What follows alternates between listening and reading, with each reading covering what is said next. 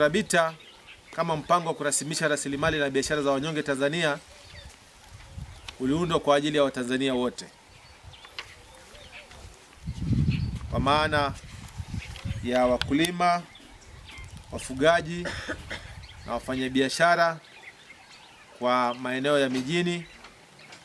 Lakini sisi kama jamii ya wafugaji pengine tumekuwa tukibaki nyuma kwenye mpango huu. Sasa ni fursa kwetu Wanambarali, jamii ya wafugaji, kunufaika na mpango huu ambao lengo lake ni kurasimisha rasilimali na biashara za wanyonge Tanzania.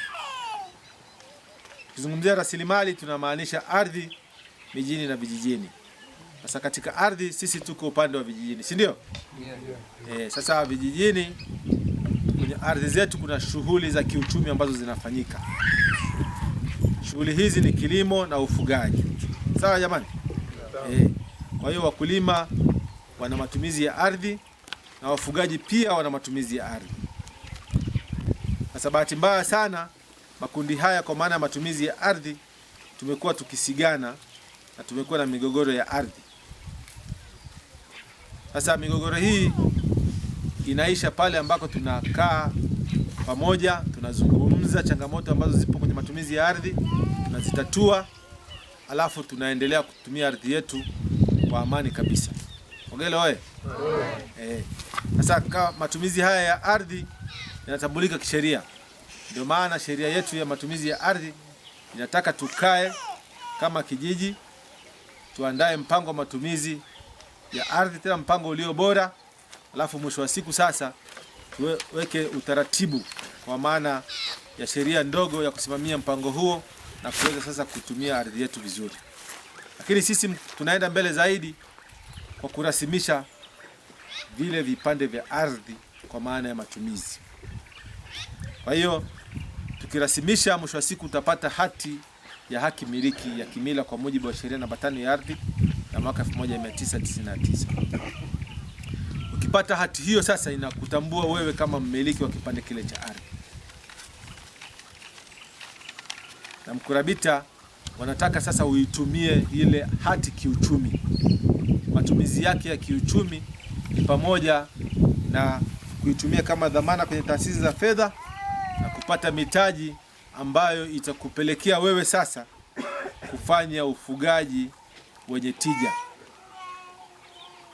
Tutaenda kusikia namna gani tutafanya ufugaji wenye tija. Mifugo yetu ambayo tumekuwa tukiifuga siku zote tuongezee thamani, na elimu hiyo itatolewa hapa siku ya leo na mtaalamu wetu wa mifugo. Lakini pia ardhi ile tunaweza tukalima kwa maana ya malisho, tukaotesha nyasi ambazo zitatufanya sasa wale mifugo yetu ikae sehemu moja, isizunguke sana, iweze kutumia eneo dogo kwa kulishia, na mwisho wa siku sasa tukapata mifugo yenye afya iliyo bora, na pengine tukipeleka sokoni itakuwa na thamani iliyo kubwa. Ogele oye. Mfugaji anapopata hela ananunua ng'ombe, ananunua mbuzi, lakini yeye benki apeleki hela, anajua zinapotea. Nataka niwatoe hofu kwamba ile ilikuwa ni elimu ambayo sio sahihi.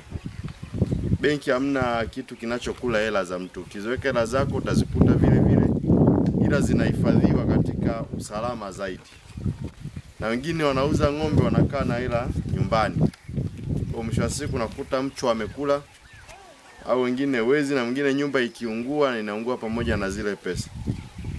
Sasa kwa kuwaelimisha ni kwamba kule hela zinakaa salama. Hata ukiweka 20,000 au 200,000 ukija unaichukua hela yako. Sema sisi huwa tunafungulia vitabu ambao ni akaunti, na tunawapa zile kadi ambazo zinawatambulisha kwamba nyinyi ndio wanachama.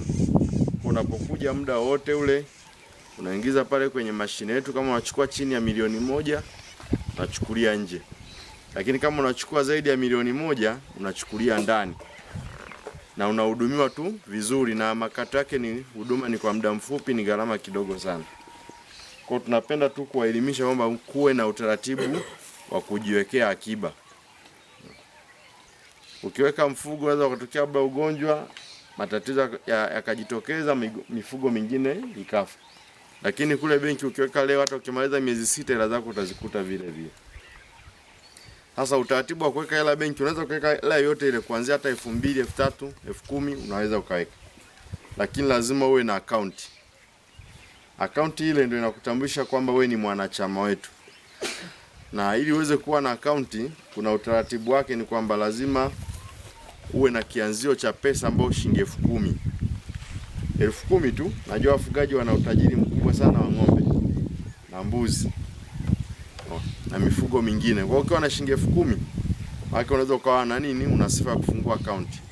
Lakini pia uwe na kitambulisho kinachokutambulisha majina yako ni nani, kwamba wewe ni unaitwa nani, unatokea wapi. Kwa hiyo kile kitambulisho cha mpiga kula au vile vya uraia, vile vya taifa vinatumika kama vitambulisho halali.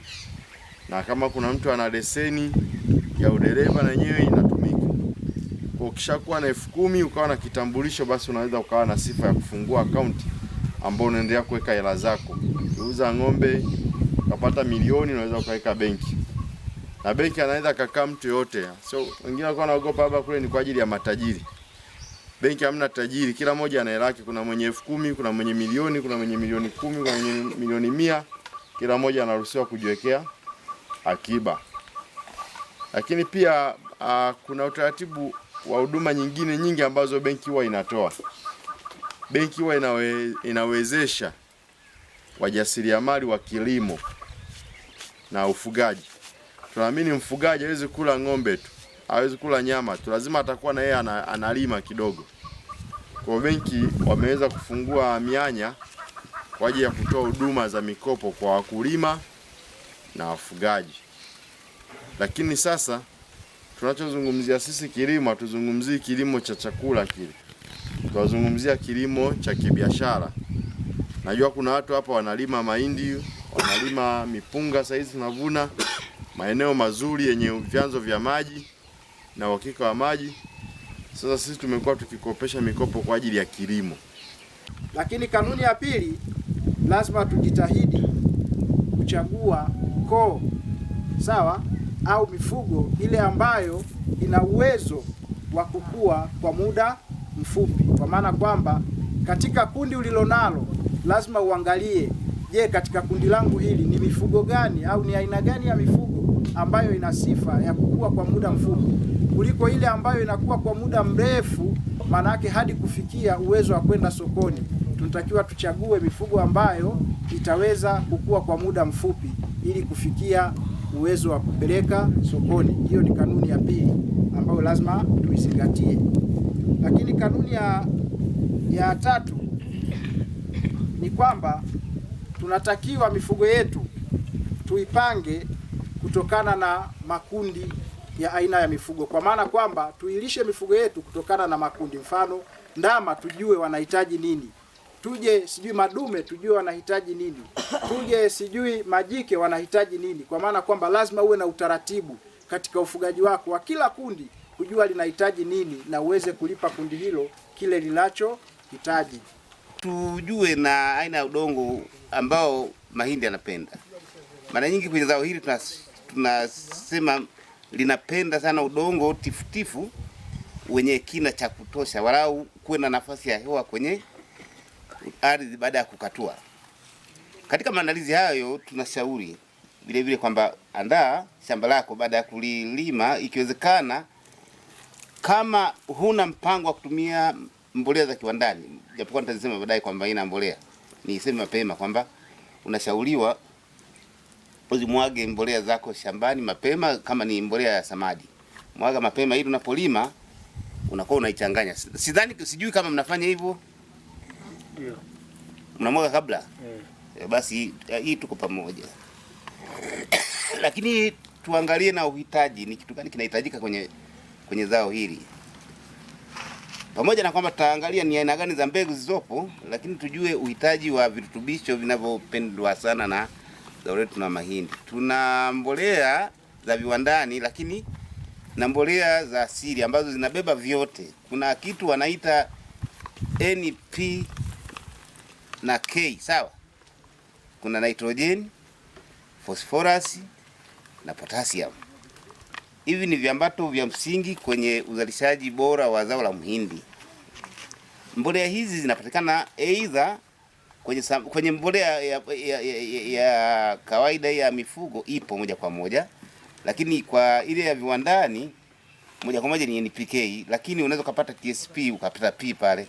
Hata kani utapata N. N ambayo kazi yake ni kusaidia mmea uwe na ile rangi ya kijani. Ili kutambua upungufu wake, utakuta majani ya mmea ule yanakuwa na njano nyepesi ambayo imesinzia, sio njano ile nzito. So hapo utatambua wazi kwamba N imepungua, ambayo ni uhitaji wa msingi kwenye uzalishaji wa zao hili. Mimi naitwa Tirike Sandetwa Taiko, ni mwenyekiti wa kitongoji cha Mogero. Tunashukuru serikali kutuletea mafunzo haya ambayo leo inawaunganisha wafugaji, pia kubadilisha ufugaji wa sasa ili kuendelea na ufugaji ambao unakuwa na maendeleo mazuri. Hasa hakuna kitu ambacho kizuri zaidi kama elimu iliyotolewa kwamba unaweza ukapanda majani ukamlisha ng'ombe wako, badala ya miezi mitatu anakuwa yuko katika hali nzuri. Kwa hiyo tunashukuru sana serikali kuleta hiyo, na tumeipokea kwa mikono miwili na watu wameupokea kwa mwiti.